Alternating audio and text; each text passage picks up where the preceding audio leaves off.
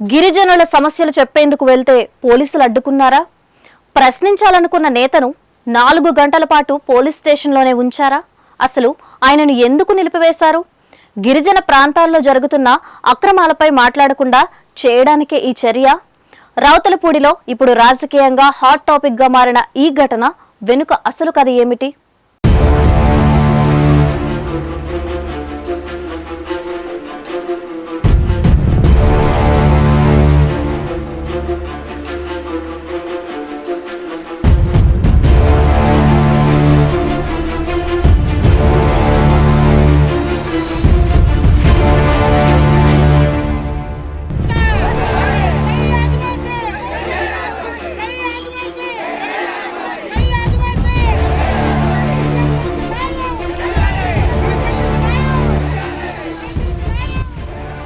కాకినాడ జిల్లా ప్రతిపాడు నియోజకవర్గంలోని రావుతలపూడి మండలం ఇప్పుడు రాజకీయంగా తీవ్ర చర్చకు దారితీస్తోంది. బీజేపీ ఏలూరు జిల్లా అధ్యక్షుడు, మాజీ తూర్పుగోదావరి జిల్లా బీజేపీ అధ్యక్షుడు చిలుకూరి రామ్ కుమార్ కు పోలీసుల అడ్డగింత వివాదాస్పదంగా మారింది.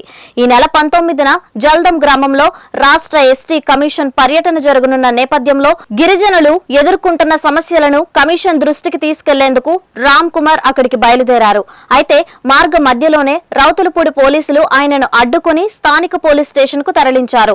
దాదాపు 4 గంటల పాటు అక్కడే ఉంచి అనంతరం ఎలాంటి స్పష్టమైన కారణం చెప్పకుండా విడుదల చేశారని రామ్ కుమార్ ఆరోపిస్తున్నారు. ఈ రోజు నేను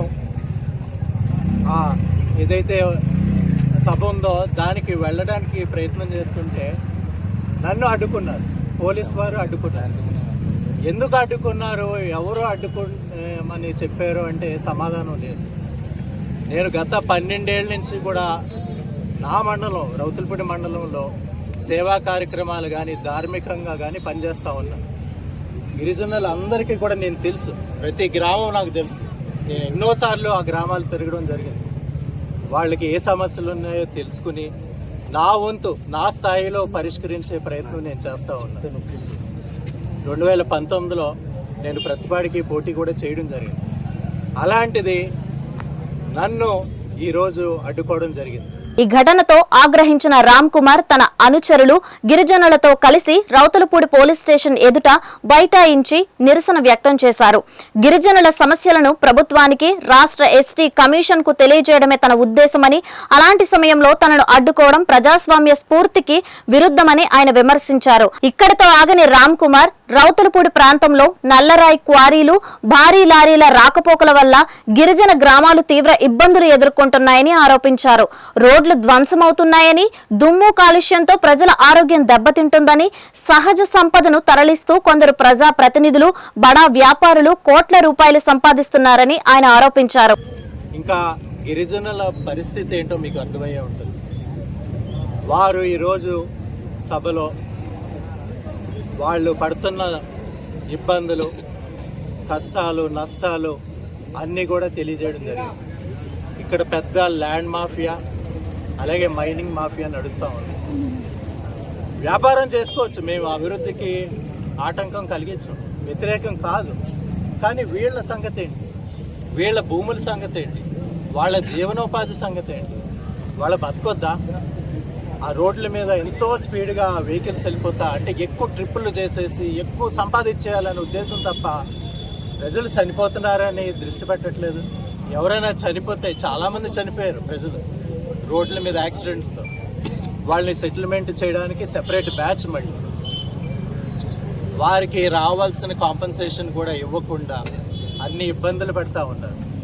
మేము కోరేది ఏంటంటే, సరే మీరు చేసుకునే బిజినెస్ చేసుకోండి, కానీ వాళ్ళకి ఉన్న హక్కులు కానీ వాళ్ళ ప్రాపర్టీస్ కానీ ఈ అంత సంపాదిస్తున్నారు, కొంత మన గిరిజనులకి వెచ్చించలేరా, వాళ్ళ అభివృద్ధి కోసం వెచ్చించలేరా అని మేము గట్టిగా అడుగుతూ ఉన్నాం. అలాగే లారీలని నియంత్రించాల్సిన అవసరం ఉంది.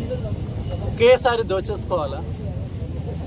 ఉన్న రిసోర్సెస్ అన్నీ ఒకేసారి దోచేసుకోవాలా? అంటే తర్వాత ఎవరు ప్రభుత్వం వస్తుందో మేము దోచేసుకునే అవకాశం లేదని ఎవరి కాళ్ళు అలాగా స్పీడ్గా దోచేసుకోవడం చూస్తూ ఉన్నాం. మేము అనేది లారీలని నియంత్రించండి, తక్కువ సంఖ్యలో పంపండి. ఈ రోడ్స్ కూడా సరిగ్గా లేవు, నేరో రోడ్స్. చాలా ఇబ్బందులు ఉన్నాయి. ప్రజలు, గిరిజన ప్రజలు, వాళ్ళకి సరి అయిన ఇల్లు కూడా లేవు. వాళ్ళు భోజనం చేస్తుంటే ఆ మట్టి తింటా ఉన్నారు. ఆ మట్టి, ఆ ధూళి వాళ్ళ నోట్లోకి వెళ్తూ ఉంది. అంత ఘోరమైన పరిస్థితి. సో ఈ మన కమిషన్ చైర్మన్ గారికి ఈ విషయాలన్నీ తెలిసాయి. ఈరోజు అందరూ కూడా గట్టిగా మాట్లాడడం జరిగింది. గిరిజన ప్రజలు, నేను వారికి పూర్తిగా అండగా నిలుస్తాను. ఎట్టి పరిస్థితుల్లో తగ్గేది లేదు. నేను తగ్గానంటే మీరు ఈ సెంటర్లోనే నన్ను ఊరిదీయచ్చు. నిన్న స్టేజ్ పీకేసి, టెంట్ పీకేసి వచ్చిరెడ్డి గారి కార్యక్రమాన్ని అడ్డుకున్నారు. వాళ్ళని వెంటనే అరెస్ట్ చేయాలని మన గిరిజనుల ప్రజలు కోరుకోవడం జరిగింది. రిటర్న్గా కంప్లైంట్ ఇవ్వడం జరిగింది.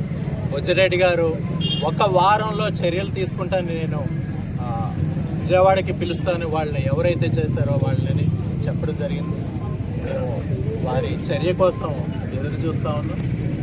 తర్వాత మేము నిర్ణయం తీసుకుంటాం ఏ విధంగా స్పందించాలి రాబోయే రోజుల్లో.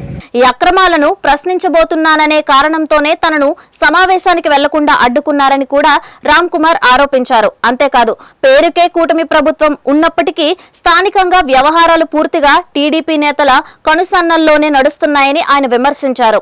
స్థానిక టీడీపీ నేత చంద్రమౌళి అరాచకాలు పెరిగిపోయాయని కూడా ఆరోపించారు. అయితే ఈ ఆరోపణలపై అధికార పార్టీ లేదా పోలీసుల నుంచి అధికారిక వివరణ రావాల్సి ఉంది.